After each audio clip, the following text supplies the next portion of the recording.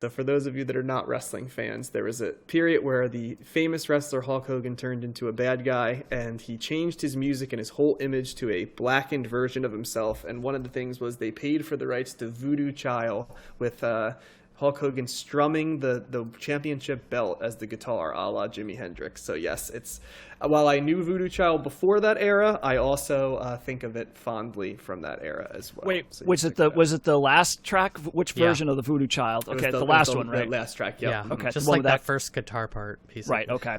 Maybe I'll put a on the Twitter for the Combing the Stacks. Yeah, I'd like to see that. I'd like to see that. Yes. So yeah, it was pretty funny. But so you've now heard two different tracks there. Electric Ladyland by Jimi Hendrix. We've covered him, and we're going to cover him again very shortly for Are You Experienced. So I'll probably save a lot of the bigger bio for that one because we did a big bio before, and there's a lot going into that first album for Are You Experienced. So I'll kind of cover the basics on this. This is the third and final studio album by The Experience. It features all of the pieces of the previous Experience groups with Mitch Mitchell on drums and Noel Redding on bass, although by this point Noel Redding was starting to be ostracized from the group to the point where Jimi Hendrix actually played quite a few of the bass lines on this album for a variety of reasons. There was some tension between the two of them that actually was never resolved because Hendrix passed away shortly after this album was made in 1970. And this album was released in 1969. As a matter of fact, the bass guitar for Noel Redding is... you'll notice him, for example, his sounds. If you want to hear the difference between the two of them, you'll hear him on Crosstown Traffic, Little Miss Strange, Burning of the Midnight Lamp, Voodoo Child's Slight Return, the end one. And he does sing on Little Miss Strange on this. And then Jimi Hendrix is on the bass on songs like Have You Been to Electric Ladyland, Long Hot Summer Night, Gypsy Eyes, 1983, and actually All Along the Watchtower. I will say victory goes to Noel Redding because most of the best tracks on the album outside of that cover of the Dylan song are the Noel Redding bass tracks. So I don't know if there's something to that, but it definitely stands out that the songs that I read there are basically like me running down what songs I liked on this album. The other thing to know about this album is that it was a mix in the studio of like Jimi Hendrix's intense perfectionism. In other words, doing 40 takes of some songs with just he and Mitch Mitchell just over and over again, re-recording stuff, mixed with sort of like a party vibe in the studio.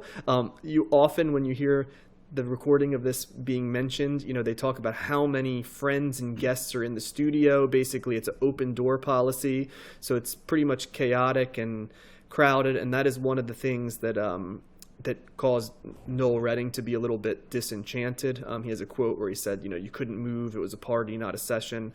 And actually, Chas Chandler, who's the producer of the album, Eddie Kramer is notoriously the engineer, but Chas Chandler was the producer. He actually like left the album before it was done because he just felt it was too chaotic, and actually severed his entire professional relationship with Hendrix because he didn't think it was professional. Yep. Is that where the crowd chatter comes in?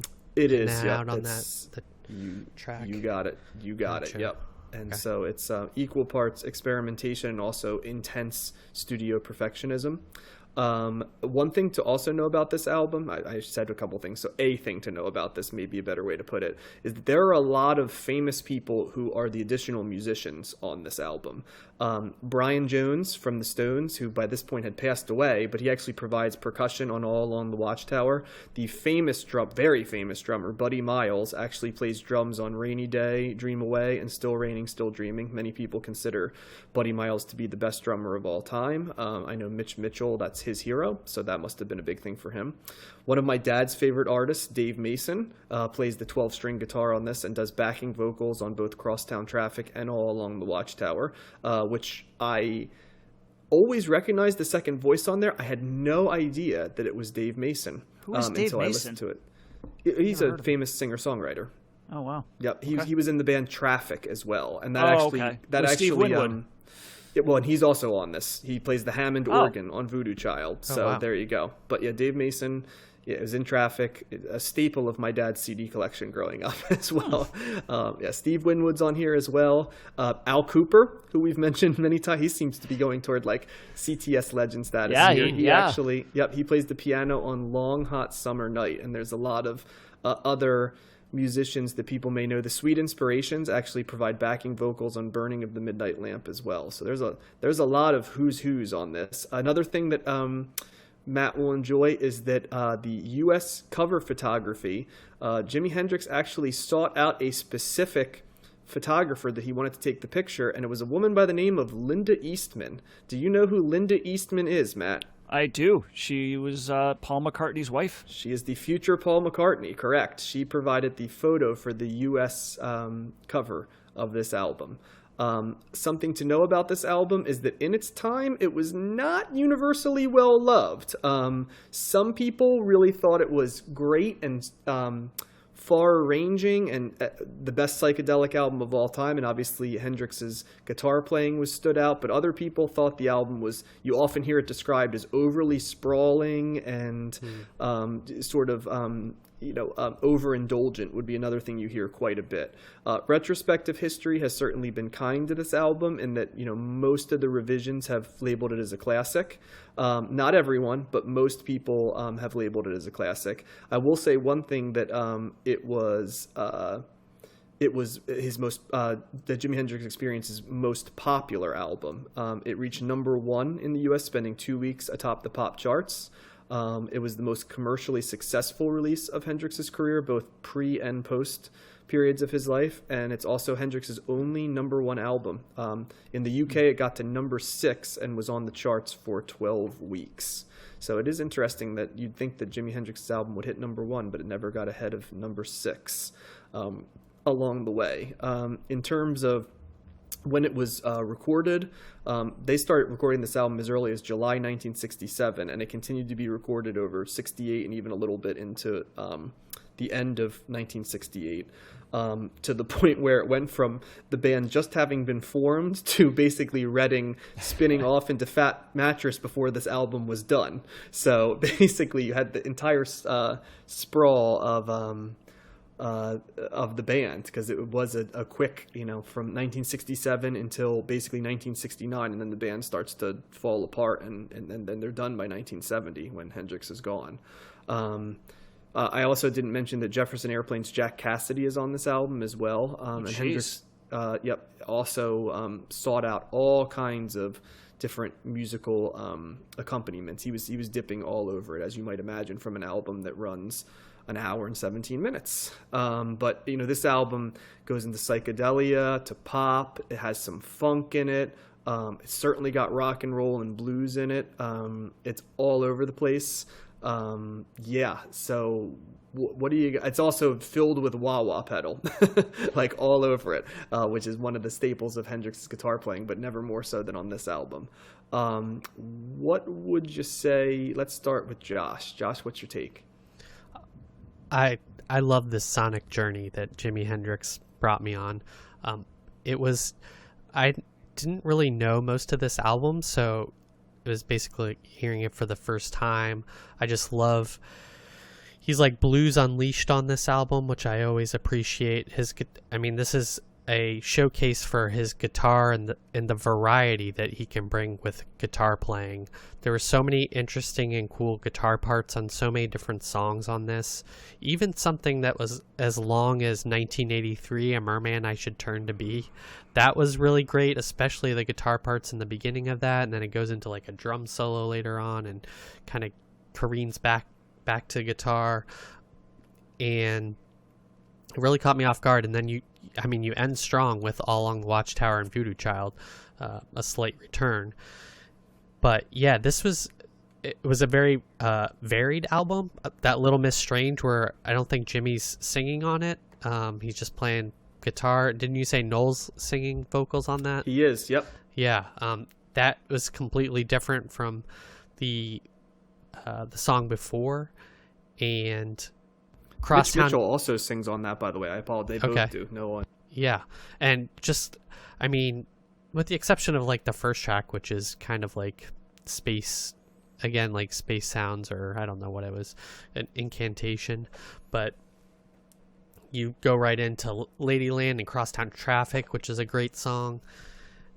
And I need to listen to this album again. I listened to it twice, but it's worth exploring. It got better the more I listened to it. I was a big fan so. Okay, Matt, thoughts? So I will start off by saying that the musicianship, obviously, without saying, is phenomenal. Taking that many takes, you better hope that it sounds this good. You know the amount of money that must have cost them in the studio. But I mean, obviously, this band, the drumming is just like so great. Everything, the music, is spot on. It is well produced. It sounds great. It sounds like confident. That's another good word I could put on here. These guys, he knows what he's doing, and overall, it sounds, it sounds great. I think it's too long. It was a hard listen for me to get through the whole thing in one take. So because of that, I couldn't really get a feel for the overall flow.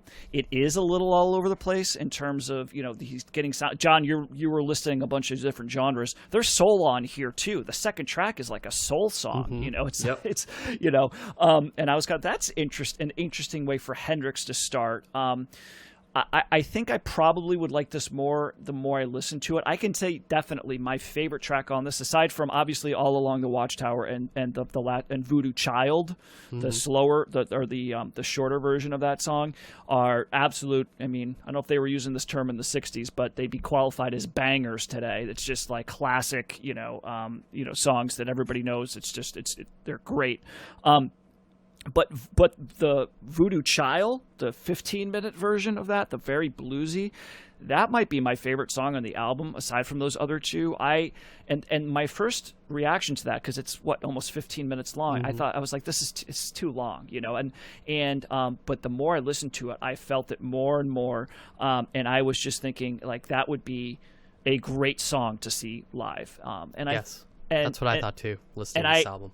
And I think, there's actually clapping at the end, so I know people are. My thing is like, there's no way that could have actually been a live recording, because there's no way you could have seen that live and only heard like 5 hand claps. You know what I mean? And people are like, yeah, it's pretty good, because it was like blowing you away. And these people are like, yeah, you hear a couple of like, tentative hand claps or whatever. And I think that's my overall take is, and Hendrix. Overall, I've never been a huge Hendrix person. I've never really delved into his albums, admittedly so. But I rarely get over to the next level with Hendrix, where I'm just like, oh, I'm feeling it. Like, this is it, And I felt a little bit with that with this album, particularly Voodoo Child. But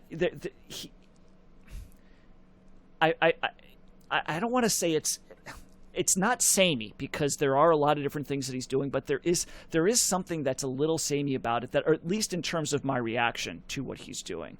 I like it.